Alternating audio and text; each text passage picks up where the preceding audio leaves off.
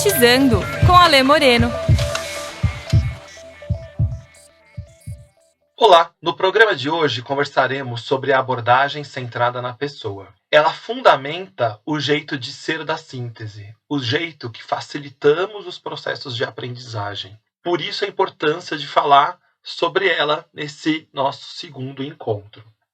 A abordagem tem como precursor o americano Carl Rogers. Ele nasceu em 1902 e ainda quando criança, seus pais, cristãos fundamentalistas, decidiram se mudar para uma fazenda com a intenção de afastar os filhos dos males e mazelas do mundo. E foi lá que ele viveu por muito tempo. Essa influência no mundo agrícola levou ele a estudar agronomia por 2 anos e depois de desistir desse curso, ele se formou em História.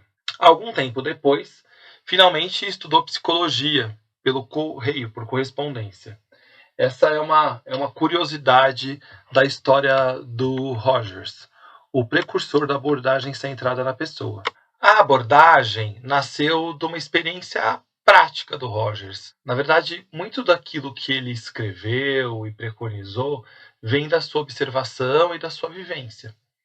Num momento, enquanto psicólogo, ele atendia uma mulher e ele respeitava todo um script de perguntas, todo um roteiro, para tentar entender o que essa mulher sentia e vivia, quais eram as sensações que estavam ali. Depois de quase 1 hora de conversa, quando esse script foi encerrado e a mulher levantou para ir embora, ela se vira para ele e diz: "Eu esperava ser ouvida hoje aqui." O Rogers, então, muito abalado, pede para ela voltar e retoma a conversa por outra perspectiva. E aí ele entende que o foco naquele instante, até aquele momento, estava no roteiro, não estava na pessoa. O que, convenhamos, é muito comum também nos processos de educação. Muitas vezes a gente está preso em roteiros de aprendizagem, planos de aula, e não nos participantes do processo, que são os mais importantes nessa história toda. Então, é nesse instante que ele se dá conta que ele estava imaginando, começando a entender uma nova abordagem. Essa abordagem, de fato, ganha contornos mais claros em 1940, quando num evento, numa universidade, numa convenção, ele entende pelo burburinho que isso tudo gera, que ele, de fato, tinha um novo jeito e uma nova forma de entender as relações humanas. Uma coisa muito importante para se dizer é que a abordagem centrada na pessoa não é uma técnica, mas é um jeito de ser. Muitas vezes eu escuto perguntas do tipo: como eu faço para aplicar a abordagem centrada na pessoa? Como eu me transformo em ACP, que é a abordagem centrada na pessoa? Então, é um jeito de ser, é como você é. Esse jeito, ele é baseado em um princípio chamado tendência atualizante e 3 posturas: compreensão empática, aceitação incondicional positiva e congruência ou autenticidade. E a gente vai falar sobre esse princípio e essas posturas nos próximos programas. Sintonize. No quadro Sintonize de hoje, eu responderei uma pergunta que é bastante frequente.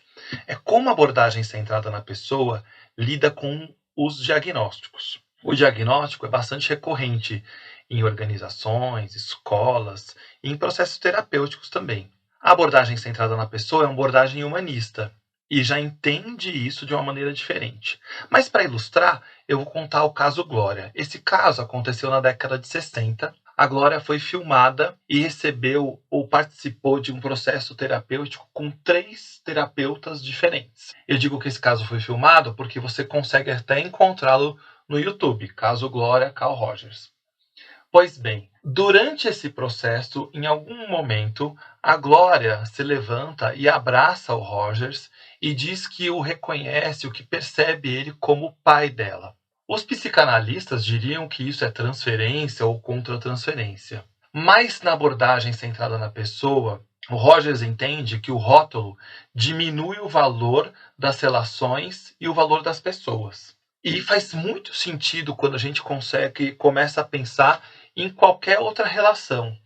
Quantas vezes eu não recebo algumas demandas na síntese, ou escuto histórias de facilitadores dizendo: olha, tal pessoa é assim, cuidado que ela é dessa maneira. Ou nas escolas, quantas crianças são diagnosticadas com um monte de coisas? E a gente se distancia dessas pessoas e começa a lidar com ela pela perspectiva do rótulo. Então, eu vejo que, obviamente, algumas organizações valorizam o diagnóstico. E eu não o ignoro quando a organização pede.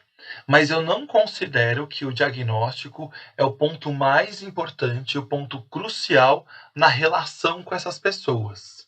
Porque, novamente, se eu olhar apenas para ele, para o diagnóstico, eu me distancio daquele que é mais importante num processo ou terapêutico ou um processo de aprendizagem, que é a pessoa.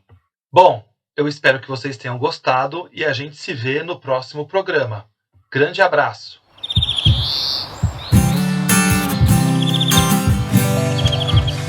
Sintetizando com Alê Moreno.